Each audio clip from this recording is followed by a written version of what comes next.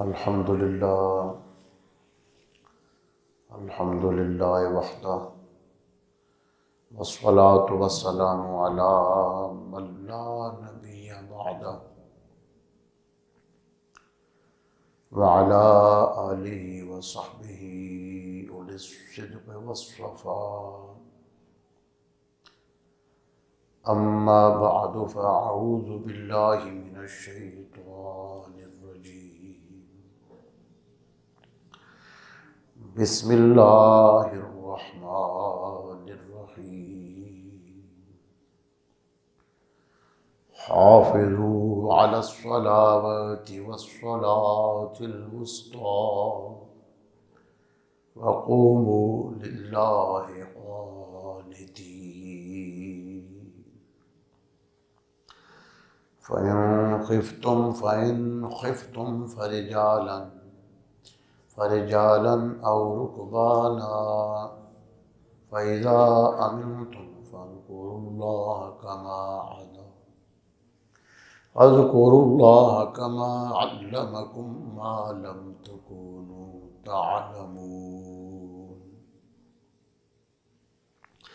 والذين يتوفون منكم ويذرون أزواجا وصية لأزواجهم متاعا إلى الحول غير إخراج، فإن خرجن فلا جناح عليكم فيما فعلن في أنفسهن من معروف، والله عزيز حكيم. وللمطلقات متاع بالمعروف حقا على المتقين، كذلك يبين الله لكم آياته لعلكم تعقلون. صدق الله مولانا العظيم وبلغنا رسوله النبي الكريم، ونحن على ذلك لمن الشاهدين والشاكرين، والحمد لله رب العالمين. اللهم صل على سيدنا محمد النبي الأمي وعلى آله وسلم تسليما. اللهم صل على سيدنا محمد النبي الأمي وعلى آله وصحبه وبارك وسلم. الصلاة والسلام عليك يا سيدي يا رسول الله، وعلى آلك وأصحابك يا سيدي يا حبيب الله. بعد حمد و صلاة، محترم حاضرین اور معزز سامعین، سورہ بقرہ کی آیہ مبارکہ 239 سے 242 تک کی تلاوت کا شرف حاصل ہوا ہے۔ تلاوت کردہ آیات مبارکہ کا تحت اللفظ خلاصہ مفہوم یوں ہے: حافظوا علی الصلوات والصلاة الوسطی وقوموا للہ قانتین، اور محافظت کرو، پابندی کرو سب نمازوں کی، اور خاص کر درمیانی نماز کی۔ وقوموا للہ قانتین، اور با ادب ہو کر اللہ کی بارگاہ میں کھڑے ہو جاؤ۔ فَإِنْ خِفْتُمْ فَرِجَالًا أَوْ رُكْبَانًا، اور اگر تم خوف کی حالت میں ہو تو پیدل یا سواری کی حالت میں ہی نماز پڑھ لو۔ فَإِذَا آمَنْتُمْ، اور اس کے بعد جب تم بے خوف ہو جاؤ، فَاذْكُرُوا اللَّهَ كَمَا عَلَّمَكُمْ مَا لَمْ تَكُونُوا تَعْلَمُونَ، اللہ کو یاد کرو جس طرح اس نے تمہیں سکھایا وہ کچھ جو تم نہیں جانتے تھے۔ وَالَّذِينَ يُتَوَفَّوْنَ مِنْكُمْ وَيَذَرُونَ أَزْوَاجًا وَصِيَّةً لِأَزْوَاجِهِمْ مَتَاعًا إِلَى الْحَوْلِ غَيْرَ إِخْرَاجٍ فَإِنْ خَرَجْنَ فَلَا جُنَاحَ عَلَيْكُمْ فِيمَا فَعَلْنَ فِي أَنفُسِهِنَّ مِنْ مَعْرُوفٍ وَاللَّهُ عَزِيزٌ حَكِيمٌ۔ اور جو لوگ تم میں سے مر جائیں اور اپنی بیویوں کو چھوڑ جائیں، وہ مرنے سے پہلے اپنی بیویوں کے لیے وصیت کر جائیں، انہیں گھر سے نکالے بغیر 1 سال کے خرچہ دینے کی۔ بس اگر وہ گھروں سے خود ہی نکل جائیں تو تم پر کوئی گناہ نہیں، اس کام میں جو اپنے حق میں انہوں نے دستور کے موافق کیا، اور اللہ بہت غالب بڑی حکمت والا ہے۔ اور طلاق پانے والی خواتین کے لیے دستور کے مطابق حق ہے کہ ان کو خرچہ دیا جائے، یہ واجب ہے اللہ تعالیٰ سے ڈرنے والوں پر۔ اور اللہ تعالیٰ اس طرح اپنی آیات تمہارے لیے کھول کے بیان فرماتا ہے تاکہ تم سمجھ سکو۔ آیہ مبارکہ 238،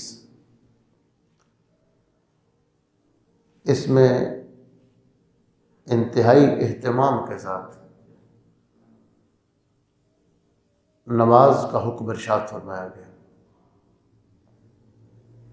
قرآن مجید میں مختلف انداز بیان سے 700 مرتبہ نماز کا ذکر کیا گیا، اور جو حکم ہے وہ 100 کے قریب آیات ہیں جہاں نماز کا حکم دیا گیا۔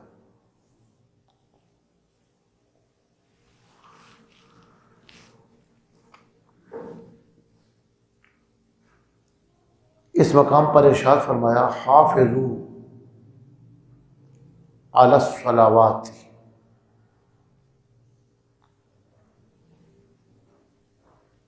اور نمازوں کی پابندی کرو۔ صرف حفاظت کا نہیں، یہ نہیں فرمایا کہ احفظوا الصلاۃ، نمازوں کی پابندی کرو، فرمایا حافظوا علی الصلوات۔ حافظ یحافظ محافظۃ، حافظوا یہ عربی صرف کے قواعد کے مطابق باب مفعلہ سے امر حاضر معروف کا صیغہ ہے، اور مفسرین کہتے ہیں کہ جب باب مفعلہ کے صلہ پر علا داخل ہو جائے تو وہاں تکرار اور دوام کا فائدہ حاصل ہوتا ہے، یعنی انداز بیان بدلنے سے، حروف کے بڑھا دینے سے یا کم کر دینے سے معنی کہیں کا کہیں چلا جاتا ہے۔ اس لیے جو علم الاشتقاق ہے اس کو بڑا دخل حاصل ہے، اور جو صلہ ہے اس کے استعمال کا علم اور اس کے بارے میں معلومات ہونا، یہ بھی علوم قرآنی کو جاننے کے لیے ضروری ہے۔ صرف ایک حرف کے بدلنے سے بعض اوقات بالکل معنی الٹ ہو جاتا ہے۔ مثلا تابا الیہ، تابا یتوبو کا معنی ہے توبہ کرنا، اور جب بندے کے بارے میں آئے تابا الیہ، بندے نے توبہ کی، یعنی تابہ کے بعد الف آئے، الہ آئے، الیہ، اس کا معنی ہے بندے کا توبہ کرنا، معافی مانگنے کے لیے اللہ کی طرف رجوع کرنا۔ اور جب تابہ کے بعد الہ کی جگہ علیہ آ جائے، ایک حرف بدلا ہے۔ الہ کا معنی ہے توبہ قبول کرنا، معافی مانگنا گناہوں کی، اور علیہ کا معنی ہے کہ اللہ کا بندے کی توبہ کو قبول کرنا۔ صرف الہ اور علیہ، الہ اور علا سے معنی کہیں سے کہیں چلا گیا۔ اور یہ عربی زبان کی جو وسعت ہے، یہ ایک الگ مضمون ہے، اور اس کے اندر جو معانی کی کثرت، اس کے اندر حروف کے بدلنے سے اور انداز بیان کے بدلنے سے معنوں کے اندر جو حسن پیدا ہوتا ہے، یہ وہ لوگ جانتے ہیں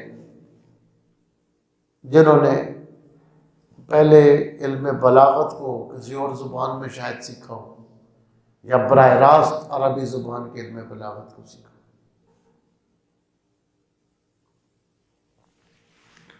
مثلا آپ دیکھیں کہ جو الفاظ اور جملوں کو بار بار دہرانا اور ریپیٹ کرنا، یہ کلام میں عیب سمجھا جاتا ہے۔ ایک بندہ بار بار باتوں میں کر رہا ہے، بندہ بیمار تھا اور صحت یاب ہو گیا، اور پھر وہ کہتا ہے کہ مجھے بخار تھا اور میرا بخار اتر گیا، میں اب ٹھیک ہوں، اور میں نے آج صبح ناشتہ کیا، اس کے بعد میں نے اخبار پڑھی، اب میرا بخار اتر گیا، میں ٹھیک ہوں۔ پھر کہتا ہے کہ میں تھوڑی دیر کے لیے واک کے لیے نکلا، کھڑنے سے واپس ہو کر آیا، بخار اتر گیا، میں ٹھیک ہوں۔ بار بار جب یہ کہتا ہے تو یہ عیب ہے، ایک بات کو بار بار دہرانا۔ آپ اندازہ کریں کہ وہ دشمن جو ہر بات پر اعتراض کرتے تھے، انہوں نے اس بات پر اعتراض نہیں کیا کہ 3 درجن مرتبہ سورہ رحمان میں فَبِأَيِّ آلَاءِ رَبِّكُمَا تُكَذِّبَانِ کا تکرار آیا۔ وہ جو ہر موقع پر تلاش میں رہتے تھے کہ اس قرآن پر اعتراض کریں، انہوں نے کیوں نہیں اعتراض کیا کہ 31 مرتبہ، یہ اردو میں 31 ہوتا ہے، عام طور پہ ہم 31 لوگ پڑھتے ہیں، جو اردو ہے، اردو زبان میں یہ 31 ہوتا ہے نا، 30 اور 1 31 مرتبہ سورہ رحمان میں فَبِأَيِّ آلَاءِ رَبِّكُمَا تُكَذِّبَانِ، یہ ایک ہی جملہ بار بار آیا، لیکن کسی دشمن نے یہ نہیں کہا اس زمانے میں جو اعتراض کرنے کے لیے موقع تلاش کرتے تھے کہ یہ بار بار ایک لفظ کو دہرایا جا رہا ہے، اس لیے کہ بلاغت پڑھنے والے اور بلاغت سیکھنے والے یہ جانتے ہیں کہ یہاں جو کلام کو دوبارہ دہرایا جا رہا ہے، اس میں ہر بار کتنا حسن پیدا ہو رہا ہے، اس کی بلاغت اور بڑھتی چلی جاتی ہے۔ یہ اللہ کی کتاب ہے، تو حروف کے کم یا زیادہ ہونے سے معنی بدلتے ہیں، حروف کے استعمال، صلے کے استعمال کے لحاظ سے مفسرین کہتے ہیں کہ جو باب مفعلہ ہوتا ہے، یہ کیونکہ فنی اور ایک صرف و نحو کی بات ہے، عام لوگوں کے لیے جو خشک مضمون بن جاتا ہے، تو لوگ اس بات پہ توجہ نہیں کرتے اور دلچسپی سے نہیں سنتے۔ یہ نہیں کہا کہ حفاظت کرو نماز کی، فرمایا حافظو، محافظت کرو۔ تو جب باب مفعلہ کے سلسلہ میں علی الصلوات، صلوات پر علی ڈالا گیا، تو یہاں دوام اور اس کے اندر بار بار تکرار کا معنی ہے، کہ نماز کی پابندی کرو، اس پر قائم رہو، اس کو پابندی سے. یہ نہیں ہے کہ جمعہ پڑھ لیا تو پھر اگلے جمعے پڑھیں گے، فجر پڑھ لی تو زور چھوڑ دی، زور چھوڑ دی تو عصر چھوڑ دی. اس کا دھیان رہے نماز کا. نماز پڑھنے کے بعد گھر بھی چلے جاؤ، دل تمہارا مسجد میں لگا رہے. کس وقت اللہ کے گھر سے آواز آتی ہے اور دوبارہ میں اللہ کے گھر میں جاتا ہوں. نبی پاک علیہ السلام کی سیرت مبارکہ، صحابہ کرام فرماتے ہیں کہ حضور پاک ہمارے پاس محفل میں بیٹھے ہوتے تھے، گفتگو ہو رہی تھی. جیسے ہی نماز کا وقت داخل ہوتا تو ایسے معلوم ہوتا تھا کہ آپ ہمیں نہیں پہچانتے اور ہم آپ کو نہیں پہچانتے. آپ کی مکمل توجہ اللہ رب العزت کی طرف ہو جاتی تھی، نماز کی طرف ہو جاتی تھی. تو فرمایا پابندی کرو، محافظت کرو نماز کی، نمازوں کی، والصلاۃ الوسطیٰ، اور خاص کر درمیانی نماز کی. درمیانی نماز، اس کے بارے میں مفسرین کی مختلف آراء ہیں کہ یہ درمیانی نماز کون سی ہے. جو جمہور کی رائے یہ ہے کہ درمیانی نماز سے مراد نماز عصر ہے. 5 نمازوں میں سے فجر اور ظہر 2، پہلی اور دوسری، اور مغرب اور عشاء چوتھی اور 5ویں ہے. درمیان میں نماز عصر آتی ہے. اور ایک متفق علیہ حدیث ہے جو نبی پاک علیہ السلام نے خندق کے موقع پر، جب سرکار دو عالم علیہ السلام کی اس سخت جنگ کی حالت میں کچھ نمازیں قضا ہو گئی. یہ صحیحین کے اندر یہ روایت موجود ہے، بخاری مسلم میں، کہ جنگ خندق میں اتنے سخت حالات تھے کہ آپ صلی اللہ علیہ وسلم حالت جنگ والی نماز بھی ادا نہ فرما سکے، یہاں تک کہ عصر کی نماز قضا ہو گئی. تو آپ صلی اللہ تعالیٰ علیہ وسلم بہت جلال میں آئے اور اس مقام پر آپ نے کفار کے خلاف دعا کی.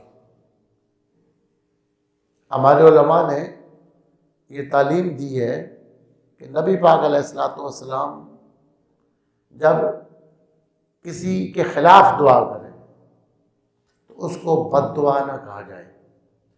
بد دعا کا معنی ہے بری دعا. تو سرکار کی دعا کے لیے بد کا لفظ استعمال نہ کیا جائے، یہ کہا جائے حضور نے اس کے خلاف دعا کی یا حضور نے دعائے ضرر فرمائی. دعائے ضرر یعنی دشمن کو نقصان، ایسی دعائیں نبی پاک علیہ السلام کی موجود ہیں.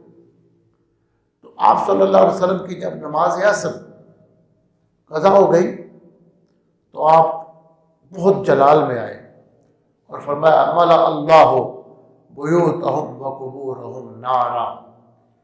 اللہ ان دشمنوں کے گھروں کو اور ان کی قبروں کو دوزخ کی آگ سے بھر دے. کہ رحمت للعالمین ہے، لیکن اب جب مسلسل دشمن نے اس قدر تنگ کر رکھا ہے کہ نماز ادا نہیں ہو رہی، تو آپ نے فرمایا ملأ اللہ قیوبہم قبورہم وبیوتہم نارا کما شغلونا عن الصلاۃ الوسطیٰ حتی غابت الشمس. یہ مشکوٰۃ شریف میں بھی یہ حدیث ہے اور بخاری مسلم کی متفق علیہ حدیث ہے. آپ نے فرمایا کہ انہوں نے اس قدر جنگ میں ہمیں مصروف رکھا کہ درمیانی نماز بھی رہ گئی، یہاں تک کہ سورج غروب ہو گیا. درمیانی نماز رہ گئی اور ہم نہ پڑھ سکے تو سورج غروب ہو گیا. اس کا مطلب ہے کہ حضور علیہ السلام کی صحیح حدیث یہ بتاتی ہے کہ درمیانی نماز سے مراد نماز عصر ہے، جس کے بعد سورج غروب ہو گیا. تو آپ صلی اللہ تعالیٰ علیہ وسلم نے سخت جلال کے عالم میں ان لوگوں کے خلاف دعا کی، ان کے خلاف دعائے ضرر. اور پھر اللہ تعالیٰ نے ایک تیز آندھی چلائی کہ دشمنوں کی سواریاں بھاگ گئیں اور ان کے خیمے اکھڑ گئے، اور ایسی آندھی اور دھول ایسی اٹھی کہ ان کے جو کھانے پینے کا ہنڈیاں تھی ان کے اندر بھی ریت اور مٹی چلی گئی، اور یوں وہ مقابلہ نہ کر سکے. اور حالات ایسے پیدا ہو گئے کہ اللہ تعالیٰ نے اہل اسلام کی نصرت فرما کر اللہ نے ان کو فتح عطا فرمائی۔ تو حافظوا علی الصلوات والصلاۃ الوسطیٰ، نماز کی جو اہمیت ہے اس پر فرمایا فَإِنْ خِفْتُمْ، اگر تمہیں خوف ہو اور حالت جنگ ہے یا کسی ایسے مقام پہ ہو کہ تم اگر رکتے ہو تو دشمن کا خطرہ ہے، فَرِجَالًا أَوْ رُكْبَانًا، تو یا تو چلتے چلتے پیدل نماز ادا کرو یا اپنی سواریوں کے اوپر بھی جیسے بن پڑے نماز کا وقت ہے تو اس کو ادا کرو۔ یعنی دشمن کا حملہ ہے اور جنگ ہو رہی ہے، اس وقت بھی نماز کی چھوٹ نہیں دی گئی۔ اور یہ ایک ایسی عبادت ہے کہ غالباً سب سے زیادہ سستی اسی عبادت میں ہوتی ہے۔ رمضان شریف کے روزے میں سال کے بعد آتے ہیں، کوشش لوگ کرتے ہیں، ان کو اہمیت دیتے ہیں، لیکن یہ جو روزانہ کا جب پابند کیا گیا ہے معلق کے حضور حاضری کا، اس کے بارے میں سب سے زیادہ سستی ہوتی ہے۔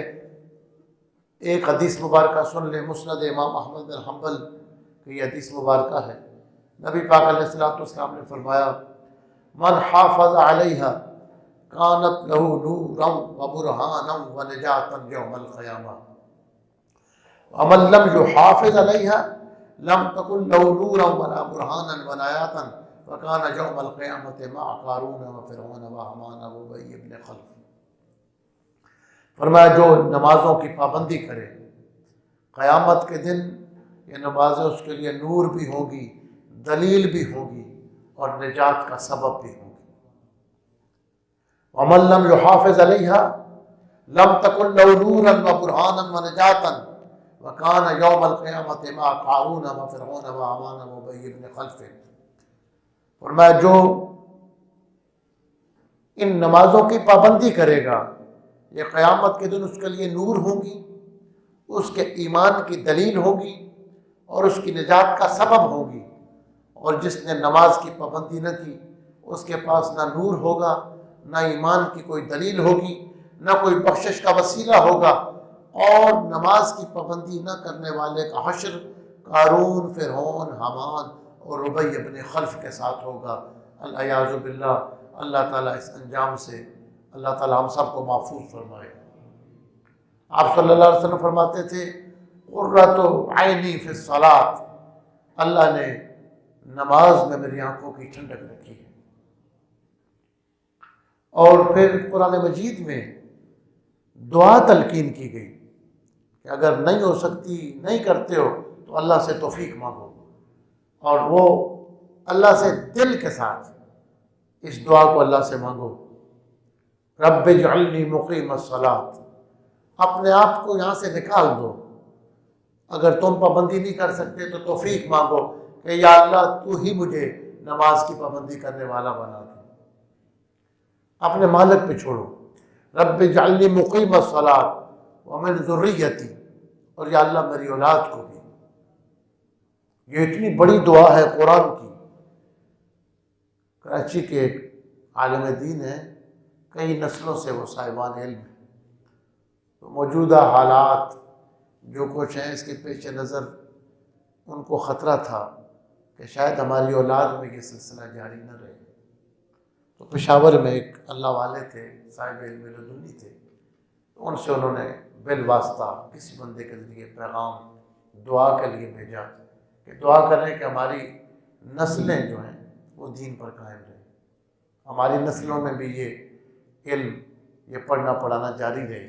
انہوں نے فرمایا قرآن میں یہ دعا ہے، یہ کیا کریں، رب اجعلنی مقیم الصلاۃ ومن ذریتی، یا اللہ مجھے بھی نماز قائم کرنے والا، ہماری اولاد کو بھی نماز قائم کرنے والا بنا دے۔ اور فرمایا کہ حضور نے فرمایا کہ نماز دین کا ستون ہے، جس نے اس کو قائم کر لیا اس نے اپنے دین کو قائم کر لیا، کہ جو مقیم الصلاۃ ہو جائے اس کا دین قائم ہو جاتا ہے۔ ربنا وتقبل دعا، ان الفاظ کو دعا کی قبولیت کے اندر داخل حاصل ہے۔ ربنا وتقبل دعا، یا اللہ ہماری دعا کو قبول فرما، پیغمبروں کی جو دعائیں قرآن مجید میں آئی ہیں ہمارے لیے وہ اسم اعظم کا درجہ رکھتی ہیں کہ جب بندہ ان دعاؤں کو مانگتا ہے تو جس طرح اللہ نے پیغمبروں کی دعاؤں کو قبول کیا تھا، اللہ تعالیٰ ان قبولیت کے صدقے ان گناہگاروں کی دعاؤں کو بھی قبول فرماتا ہے۔ ایسا ہے قرآن مجید میں کہ جب حضرت یونس علیہ السلام نے فرمایا کہ 3 اندھیروں کے اندر یونس علیہ السلام نے دعا کی، قرآن مجید میں تو ظلمات کا لفظ ہے، اندھیروں کے اندر دعا کی، لیکن ظلمات جمع ہے اور جمع کم از کم 3 پر بولی جاتی ہے، اس لیے 3 اندھیرے بنیں گے تو ظلمات کا لفظ یہاں سمجھ آئے گا۔ وہ 3 اندھیرے کیا تھے؟ ایک تو رات کا اندھیرا تھا، ایک پانی کے اندر کا اندھیرا تھا، ایک مچھلی کے پیٹ کے اندر کا اندھیرا تھا، اور اس وقت حضرت یونس علیہ السلام کہتے ہیں لا الہ الا انت سبحانک انی کنت من الظالمین۔ جب یہ آیہ کریمہ یہ دعا پڑھی کہ یا اللہ تو پاک ہے، تیری ہی ذات پاک ہے، ہم تو خطائیں کرنے والے ہیں، ہم سے تو زیادتی ہو جاتی ہے، تو اس سے تو نہیں ہوتی، تو عدل والا ہے، تو غلطی نہیں کرتا، ہم تو کریں گے بندے، انی کنت من الظالمین، اور میں اقرار کرتا ہوں کہ مجھ سے غلطی ہوگی، مجھ سے بے جا کام ہو گیا ہے۔ اللہ تعالیٰ فرماتا ہے فَنَجَّيْنَاهُ مِنَ الْغَمِّ، اس دعا کے بعد ہم نے یونس علیہ السلام کو غم سے نجات دے دی۔ جب انہوں نے اپنے آپ کو نکال دیا اور کہا اللہ پاک تو ہے، ہم تو نہیں ہیں، یہ پیغمبر اللہ کی بارگاہ میں کہہ رہے اللہ تو پاک ہے، غلطیوں سے پاک تو ہے، ہم تو خطا کر سکتے۔ یہ انداز ہے اللہ سے مانگنے کا، اللہ کریم تو ہی معاف فرمانے والا ہے۔ اللہ پاک فرماتا ہے فَنَجَّيْنَاهُ مِنَ الْغَمِّ فَاسْتَجَبْنَا لَهُ، ہم نے ان کی دعا کو قبول کر لیا، وَنَجَّيْنَاهُ مِنَ الْغَمِّ، اور ہم نے غم سے ان کو نجات دی۔ اور یہی نہیں فرمایا وَكَذَلِكَ نُنْجِي الْمُؤْمِنِينَ، دیگر کوئی ایمان والے بھی اس طرح ہم سے مانگے تو ہم ان کو بھی ایسے ہی عطا کرتے ہیں جیسے یونس علیہ السلام کو عطا کیا۔ حضرت سیدنا امام ناطق بالحق امام جعفر صادق علیہ السلام فرماتے تھے کہ مجھے بڑی حیرت ہوتی ہے کہ کوئی بندہ کسی غم میں مبتلا ہو، اسے کوئی غم ہو تو وہ یہ کیوں نہیں کہتا لا الہ الا انت سبحانک انی کنت من الظالمین، جبکہ اللہ فرماتا ہے کہ اس دعا کے بعد ہم نے ان کو غم سے نجات دی، اور ایمان والوں کو بھی اسی طرح ہم نجات عطا فرمائی۔ دیگر کوئی ایمان والے اگر اس طرح دعا کریں تو پیغمبروں کی جو دعائیں ان میں سے رب اجعلنی مقیم الصلاۃ ومن ذریتی، ربنا وتقبل دعا، تو یہ رب اجعلنی مقیم الصلاۃ، آپ یقین کریں آپ کچھ دن توجہ کے ساتھ اللہ سے یہ مانگیں، آپ خود بخود دیکھیں گے کہ آپ خود بھی نماز کی طرف دل لگنا شروع ہو جائے گا، اور گھر والوں کا اور بیوی بچوں کا بھی لگنا شروع ہو جائے گا۔ آپ گھر واپس آئیں گے تو آپ کے کہے بغیر بیوی بچے آپ کے نماز کی اہتمام کر رہے ہوں گے۔ یہ اس دعا کی برکت ہے رب اجعلنی مقیم الصلاۃ ومن ذریتی ربنا وتقبل دعا۔ اور پھر دعا کی قبولیت کے لیے ایک بڑا خاص پوائنٹ یہ ہے کہ جو بندہ ماں باپ کی بخشش کے لیے دعائیں کرتا رہتا ہے اس کی دعا قبول ہوتی ہے۔ جو ماں باپ کے لیے دعائیں کرتا ہے ایک تو اس کے رزق کی تنگی نہیں ہوتی، ایک اس کی دعائیں قبول ہوتی ہیں۔ اب رب اجعلنی مقیم الصلاۃ، یا اللہ مجھے نماز قائم کرنے والا بنا دے، ومن ذریتی، میری اولاد کو میری ذریت کو آل و عیال کو، ربنا وتقبل دعا، یا اللہ ہماری دعا کو قبول فرما، ربنا اغفر لی ولوالدی، یا اللہ مجھے بھی بخش دے، میرے ماں باپ کو بھی بخش دے، وللمؤمنین، اور تمام ایمان والوں کو بھی بخش دے یوم یقوم الحساب۔ اپنے لیے دعا ہے، والدین کے لیے دعا ہے، سارے مومنوں کے لیے دعا ہے۔ اتنی دعائیں اکٹھی ہو گئی ہیں رب اجعلنی مقیم الصلاۃ میں، تو جب اس میں آپ نے ماں باپ کے لیے بھی دعا کر لی اور سب لوگوں کے لیے بخشش کی دعا کر لی، پھر آپ کی اپنی دعا کی قبولیت یقینی ہو جاتی ہے کہ جو بندہ اپنے لیے اور ایمان والوں کی بخشش کے لیے، اور انبیاء کرام کا طریقہ ہی یہی ہے۔ آپ سورہ نوح قرآن مجید میں پڑھیں، حضرت نوح علیہ السلام دعا کرتے ہیں رب اغفر لی ولوالدی ولمن دخل بیتی مؤمنا وللمؤمنین والمؤمنات، یا اللہ مجھے بخش دے، میرے والدین کی مغفرت فرما، اور جو حالت ایمان میں میرے گھر میں داخل ہو گیا، یعنی جو بچے ہیں کوئی مہمان آ گیا، بیویاں ہیں، ان کو بھی بخش دے۔ وَلِلْمُؤْمِنِينَ وَالْمُؤْمِنَاتِ، تمام ایمان والے مردوں اور عورتوں کو بخش دے۔ اس کو تعمیم بعد تخصیص یا تخصیص بعد تعمیم ایک ٹرم ہے علماء کی، وہ استعمال ہوتی ہے۔ دیکھیں، تنزل الملائکۃ والروح، ليلۃ القدر کے بارے میں فرمایا کہ فرشتے اترتے ہیں، فرشتے اترتے ہیں اس رات کو، والروح، اور جبریل علیہ السلام اترتے ہیں۔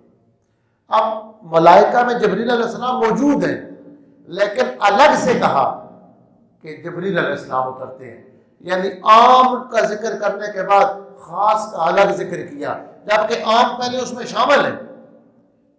پہلے پارے میں ہے من کان عدوا للہ وجبریل، من کان عدوا للہ وملائکتہ وجبریل، جو اللہ کا دشمن ہو اور فرشتوں کا دشمن ہو اور جبریل کا دشمن ہو، جبکہ فرشتے تو آ گئے اس میں۔ جب کہا کہ اللہ کا دشمن اور فرشتوں کا دشمن، تو فرشتوں کا جو دشمن ہے تو فرشتوں میں تو جناب جبریل شامل ہے، لیکن الگ سے پھر کہا وہ جبریل، جبریل کا دشمن ہو۔ اس کا کیا مطلب ہے کہ جبریل کو فرشتوں میں ایک خاص مقام حاصل ہے، تو عام کے بعد خاص کا الگ ذکر کرنا۔ اسی طرح فرمایا حافظوا علی الصلوات والصلاۃ الوسطیٰ، نمازوں کی پابندی کرو اور نماز عصر کی۔ یہ جو خاص ترجمہ کیا جاتا ہے اسی ترکیب کلام کا کیا جاتا ہے کہ جب کہا نمازوں کی پابندی کرو تو ساری نمازیں اس میں آ گئی، لیکن پھر والصلاۃ الوسطیٰ، عام کے بعد خاص کا ذکر کیا کہ باقی نمازوں کے مقابلے میں نماز عصر کو زیادہ اہمیت دی گئی ہے، اس پہ زیادہ زور دیا گیا ہے، اس کی بہت بڑی اہمیت ہے۔ حافظوا علی الصلوات والصلاۃ الوسطیٰ، تو قرآن مجید میں یہ ایک کلام ہے، ایک انداز کلام ہے، کبھی عام کے بعد خاص کا ذکر، کبھی خاص کے بعد عام کا ذکر، اگر اپنے اپنے مقام پر اس کی مثالیں آئیں گی۔ تو اللہ تعالیٰ کے نبی دعا کرتے ہیں رب اجعلنی مقیم الصلاۃ ومن ذریتی ربنا اغفر لی، یا اللہ مجھے بخش، ولوالدی، میرے والدین کو بخش دے، وللمؤمنین، اور سب ایمان والوں، جبکہ سب ایمان والوں میں والدین شامل ہیں، لیکن الگ اس لیے کہ والدین کا مقام دوسروں سے زیادہ ہے، ان کا مقام الگ ہے۔ تو یاد رکھیں، دعا قبول کرانے کا ایک گر یہ ہے کہ جب آپ اللہ سے کچھ مانگنے لگیں، پہلے اپنے لیے بخشش کے لیے، والدین کی بخشش کے لیے، سب ایمان والوں کی بخشش کے لیے دعا کریں، اس کے بعد اللہ سے جو مانگیں گے پھر وہ جلدی ملے گا۔ حدیث میں بتایا گیا جو بندہ روزانہ 27 مرتبہ سارے ایمان والوں کی بخشش کے لیے دعا کرتا ہے، اس کا مقام یہ ہوتا ہے کہ بستر پہ بھی مر جائے اللہ اسے شہادت کا رتبہ عطا فرماتا ہے، کہ جو سب کی بخشش کے لیے دعا کرے، سب کی بخشش کے لیے دعا کرے، خصوصاً جو لوگ والدین کے لیے دعا کرتے ہیں ان کا رزق وسیع ہوتا ہے، ان کی دعائیں قبول ہوتی ہیں۔ تو رب اجعلنی مقیم الصلاۃ ومن ذریتی ربنا وتقبل دعا، یہ اللہ سے مانگیں، پھر آپ دیکھیں کہ آپ کا خود بھی نماز میں دل لگنا شروع ہو جائے گا اور بال بچوں کا دل لگنا بھی شروع ہو جائے گا۔ وَإِنْ خِفْتُمْ فَرِجَالًا أَوْ رُكْبَانًا فَإِذَا أَمِنْتُمْ فَاذْكُرُوا اللَّهَ كَمَا عَلَّمَكُم مَّا لَمْ تَكُونُوا تَعْلَمُونَ۔ اگلی آیات مبارکہ پر انشاءاللہ اگلی جمعرات کو یہ درس ہوگا، کوشش ہوگی کہ جلدی، یہ کچھ آیات 50 کے قریب رہ گئی ہیں، تو انشاءاللہ یہ سورہ بقرہ کا درس 2-3 جمعرات میں مکمل کرنے کی کوشش کریں گے۔ اللہ ہمیں عمل کی توفیق عطا فرمائے۔